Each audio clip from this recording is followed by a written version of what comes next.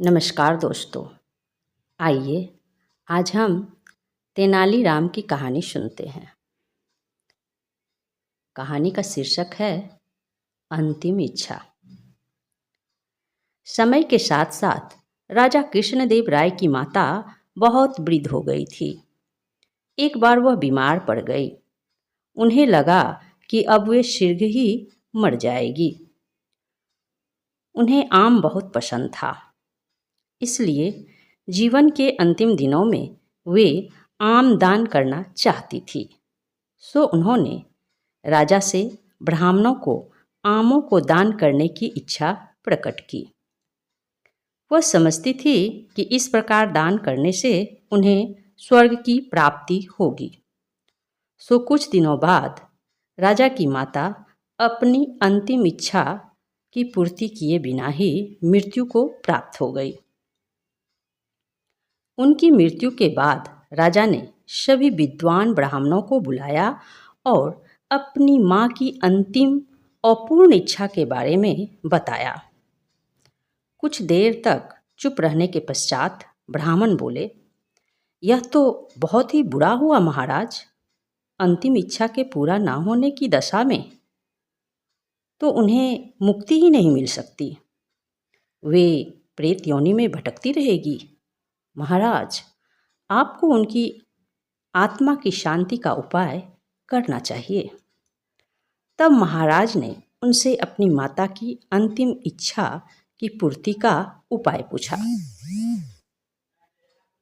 ब्राह्मण बोले, उनकी आत्मा की शांति के लिए आपको उनकी पुण्यतिथि पर सोने के आमों का दान करना पड़ेगा।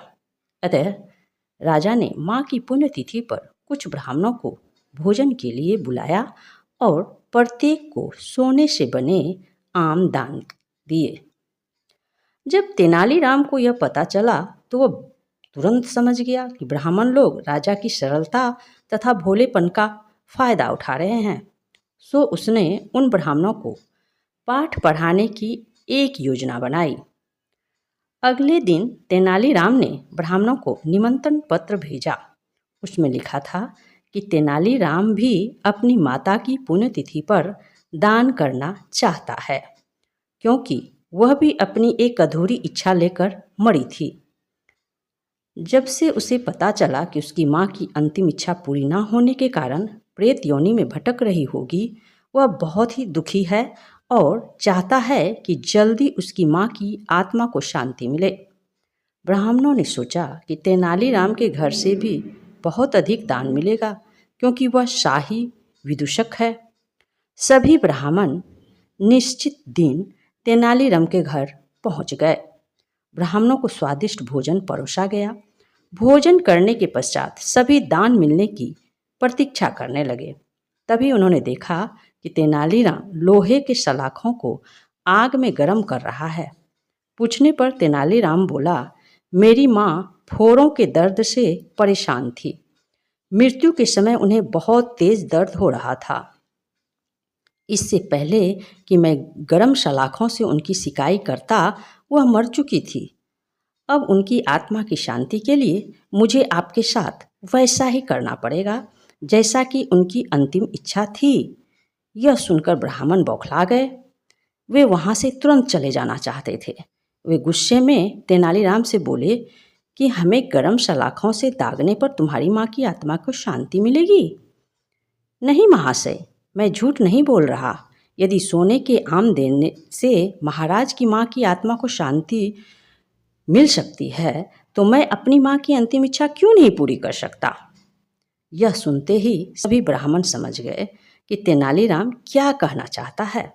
वह बोले, तेनालीराम, हमें क्षमा करो, हम वे सोने के आम तुम्हें दे देते हैं, बस तुम हमें जाने दो। तेनालीराम ने सोने के आम लेकर ब्राह्मणों को जाने दिया, परंतु एक लालची ब्राह्मण ने सारी बात राजा को जाकर बता दी।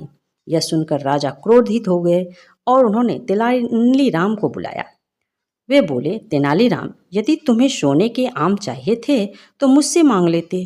तुम इतने लालची कैसे हो गए कि तुम ब्राह्मणों से सोने के आम ले लिए? महाराज, मैं लालची नहीं हूँ, अपितु मैं तो उनकी लालच की प्रवृत्ति को रोक रहा था। यदि वे आपकी माँ की पुण्यतिथि पर सोने के आम ग्रहण कर सकते हैं तो मेरी माँ की पुण्यतिथि पर लोहे की गर्म सलाखा क्यों नहीं झेल सकते। राजा तेनालीराम की बातों का अर्थ समझ गए। उन्होंने ब्राह्मणों को बुलाया और उन्हें भविष्य में लालच त्यागने को कहा। नमस्कार दोस्तों, ये कहानी आपको कैसी लगी?